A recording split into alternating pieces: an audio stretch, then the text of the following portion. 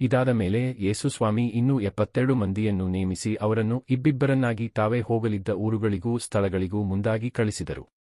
ಕಳುಹಿಸುವಾಗ ಅವರಿಗೆ ಹೇಳಿದ್ದೇನೆಂದರೆ, ಬೆಳೆಯೇನೋ ಹೇರಳವಾಗಿದೆ, ಕೊಯ್ಲುಗಾರರು ವಿರಳ. ಆದುದರಿಂದ ಕೊಯ್ಲಿಗೆ ಆಳುಗಳನ್ನು ಕಳುಹಿಸುವಂತೆ ಬೆಳೆಯ ಯಜಮಾನನನ್ನು ಬೇಡಿಕೊಳ್ಳಿ. ಹೋಗಿರಿ, ತೋಳಗಳ ನಡುವೆ ಕುರಿಮರಿಗಳನ್ನು ಬಿಟ್ಟಂತೆ ನಾನು ನಿಮ್ಮನ್ನು ಕಳುಹಿಸುತ್ತೇನೆ. ಹಣದ ಚೀಲವನ್ನಾಗಲಿ ಜೋಳಿಗೆಯನ್ನಾಗಲಿ ಪಾದರಕ್ಷೆಗಳನ್ನಾಗಲಿ ತೆಗೆದುಕೊಂಡು ಹೋಗದಿರಿ. ದಾರಿಯಲ್ಲಿ ಯಾರಿಗೂ ವಂದನೋಪಚಾರಗಳನ್ನು ಮಾಡಿಕೊಂಡಿರಬೇಡಿ. ನೀವು ಯಾವ ಮನೆಗೆ ಹೋದರೂ ಈ ಮನೆಗೆ ಶಾಂತಿ ಎಂದು ಆಶೀರ್ವಾದ ಮಾಡಿ. ಶಾಂತಿಪ್ರಿಯನು ಅಲ್ಲಿದ್ದರೆ ನಿಮ್ಮ ಆಶೀರ್ವಾದವು ಅವನ ಮೇಲೆ ನೆಲೆಸುವುದು. ಇಲ್ಲವಾದರೆ ಅದು ನಿಮಗೆ ಹಿಂದಿರುಗುವುದು. ಮನೆಯಿಂದ ಮನೆಗೆ ಹೋಗದೆ ಆ ಮನೆಯಲ್ಲೇ ತಂಗಿದ್ದು ಅಲ್ಲಿಯವರು ಕೊಡುವ ಅನ್ನಪಾನೀಯಗಳನ್ನು ಸೇವಿಸಿರಿ. ದುಡಿಮೆಗಾರನು ಕೂಲಿಗೆ ಬಾಧ್ಯನು.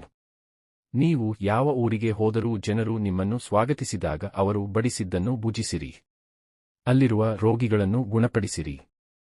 ದೇವರ ಸಾಮ್ರಾಜ್ಯ ನಿಮ್ಮನ್ನು ಸಮೀಪಿಸಿದೆ ಎಂದು ತಿಳಿಸಿರಿ.